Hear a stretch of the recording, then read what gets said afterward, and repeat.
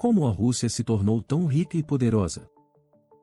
A Rússia é um dos países mais ricos do mundo, com várias instalações de produção de petróleo e gás por todo o país. A maioria de seus campos está concentrada no oeste e leste da Sibéria. A Rússia também possui uma extensa rede de gasodutos de exportação de gás. O Ártico é responsável por mais de 80% da produção de gás natural da Rússia e cerca de 20% de sua produção de petróleo, sendo um dos 3 maiores produtores de petróleo do mundo, disputando o primeiro lugar com a Arábia Saudita e os Estados Unidos. Paraíso dos oligarcas ricos e poderosos, banqueiros aliados de Putin, que controlam quase tudo na Rússia. Mas como a Rússia ficou tão rica e poderosa?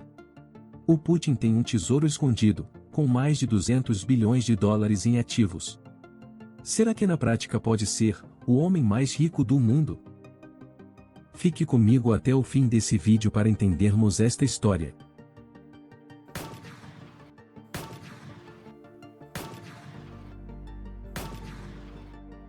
A Rússia depende muito das receitas de petróleo e gás natural, que em 2021 representaram 45% do orçamento federal da Rússia.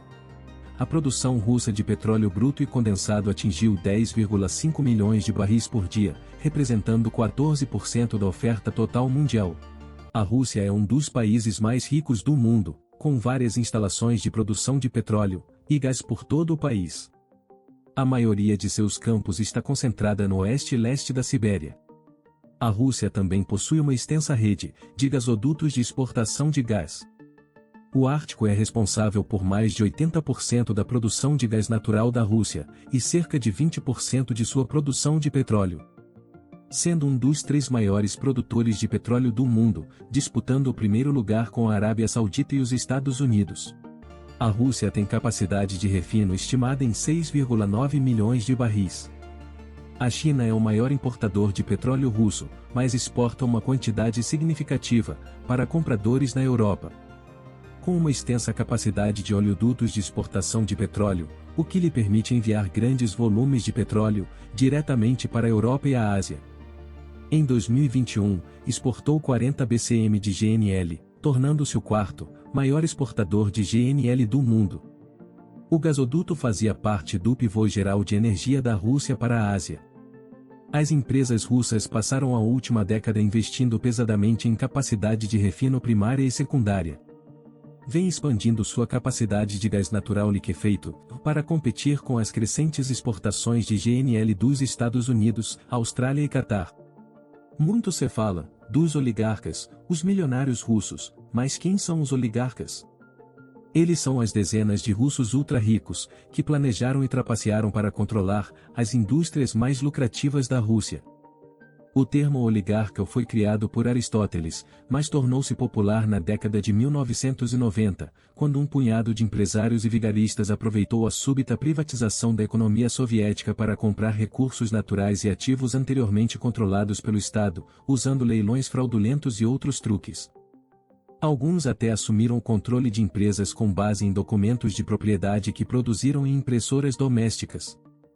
Essa primeira geração, e mais proeminentemente Roman Abramovich, Mikhail Chodorkovsky, Boris Berezovsky e outros, tornou-se os principais agentes de poder do país, essencialmente comprando a vitória do presidente Boris Yeltsin nas eleições de 1996.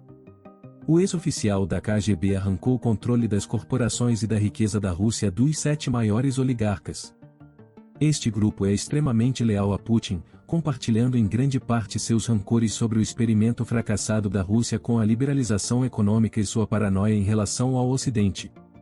Os Estados Unidos estão atualmente sancionando mais de 400 russos e estão analisando as finanças de pelo menos 50 oligarcas e comparsas de Putin. Um dos principais alvos das sanções dos Estados Unidos e da União Europeia é Igor Sechin, ex-secretário de Putin, dono da gigante petrolífera Rosneft e amplamente considerado o segundo homem mais poderoso da Rússia. Outros destacados incluem os irmãos e magnatas da construção Arkady e Boris Rotenberg, bem como o dono de restaurante Evgeny Prigozhin, que ajuda a financiar a notória fazenda de trolls de São Petersburgo, que espalhou desinformação durante e após a eleição presidencial dos Estados Unidos em 2016. Estamos nos unindo aos nossos aliados europeus para encontrar e apreender seus iates, seus apartamentos de luxo, seus jatos particulares. Esgotar os cofres dos banqueiros de Putin tornará a invasão mais difícil de sustentar e esclarecerá quais custos futuros eles enfrentarão para continuar a financiar sua agressão sangrenta no exterior. Mas o professor da Universidade da Carolina do Sul, Stanislav Marcos, especialista em oligarcas, adverte que impor mais sanções a esses trotadores altamente visíveis provavelmente resultará em nada. O tesouro escondido de Putin. Há rumores de que Putin é o homem mais rico do mundo, mas pouco de sua riqueza aparece no papel. O Kremlin afirma que Putin ganha um salário anual de $140 mil e possui 3 carros, um trailer de acampamento e um apartamento de 800 pés quadrados em São Petersburgo.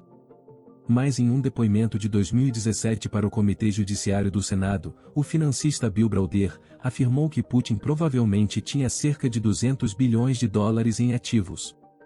Browder, um antigo investidor na Rússia, afirmou que Putin chantageou os oligarcas por metade de sua riqueza depois de prender Chodorkovsky por fraude e evasão fiscal.